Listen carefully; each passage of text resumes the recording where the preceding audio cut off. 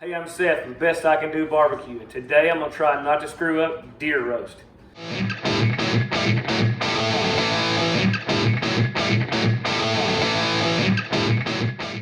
Doing this real super simple, everything will be real cool. Shoulder from a deer that I shot and killed last year. We're in South Arkansas. We harvest deer for food. Most of the time we grind them up into like hamburger meat or cut them up into steaks. But this, I kept the shoulder intact so that I could cook some shoulders in a crock pot. At the time I wasn't doing any grilling, so this is my first attempt to ever cook deer roast on my PK 360. Real simple. Killer Hogs steak rub is what I sprinkled all over on all sides. I patted it down, thawed it out at room temp.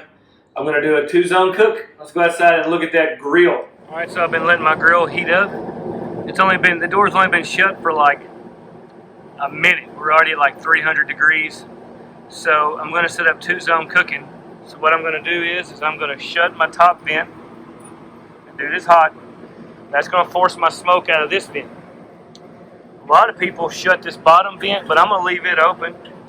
Both of these vents down here in the bottom are open. And I'm going to leave it that way for a little bit to be sure my grill stays at temp. If I see it's going to get there and stay there, then I'm just going to leave it. So again, we got this 2-zone cooking going. I got my charcoals in my little basket there. This side is there. My little roast, little deer roast. Again, some of that Killer Hogs barbecue rub. That's all that's on there. We're going to shut this guy and let him smoke. Oh yeah. I'm going to add some cherry chips to get that smoky flavor. Why you gotta waste my flavor? Damn! So it's saying it's 90 degrees outside. Let's in the fat part of this guy. We're at 137, 139. Let's look at this other one. Get a good in there stick. The other one's saying 150, 151.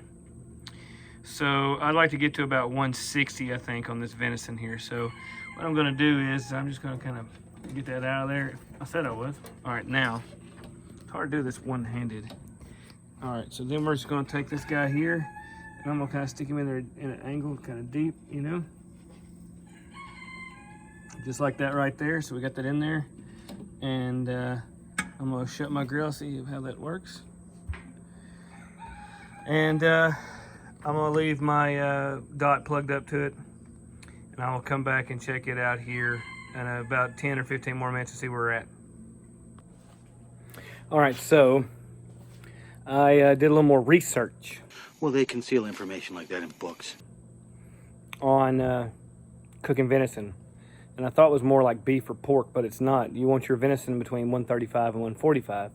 And so I'm gonna go ahead and pull my venison. All right, so I got my PK, still maintaining a good temperature at 275. You can't beat a PK when it comes to maintaining temp. I've got 2 sides shut off, and it'll maintain this temperature right here for hours. If you look here, there's my dot. We're saying at 148. So venison's 135 to 145 is medium rare, so we're at medium. I'm gonna go ahead and pull the big one. All right, so I'm gonna have to cut this big one up, and let's see what it looks like. To me, deer meat's always a little tough. All right, so you can see that, and that right there to me is more medium. Yeah, it's definitely medium, and I know a lot of people like to have their deer medium rare because it makes it less tough. So we get towards the middle there, we got like it's juicy, got a little blood in it. So I think that looks good. All right, so now that we've seen what our deer look like, let's take a bite out of it. Flavor's real good, salty, a little spicy. For a deer roast, best thing about deer is if you overcook it, it's real dry. Oh, it's just a little dry. It's fine.